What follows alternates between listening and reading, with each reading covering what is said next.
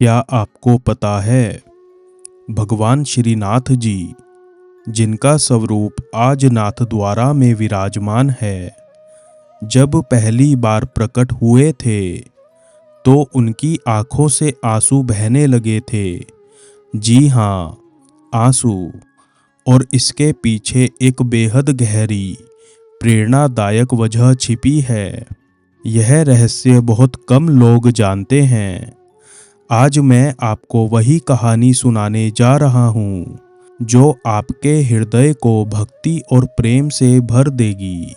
बहुत समय पहले गोवर्धन पर्वत पर भगवान श्रीनाथ जी की दिव्य मूर्ति प्रकट हुई। यह वही स्वरूप है जिसमें नन्हे कान्हा ने अपनी छोटी उंगली पर गोवर्धन पर्वत उठाया था।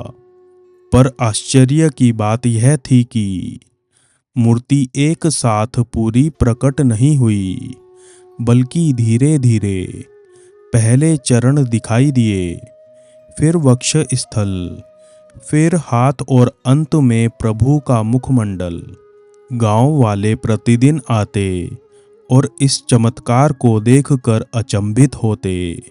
लेकिन असली रहस्य तब सामने आया जब श्रीनाथ जी का मुख पूरी तरह प्रकट हुआ।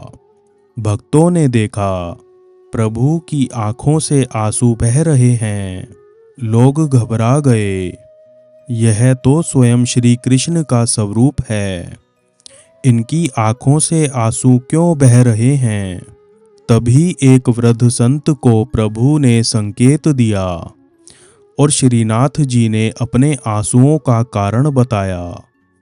मैं कलयुग में प्रकट हुआ हूँ ताकि लोग भक्ति और प्रेम को ना भूलें।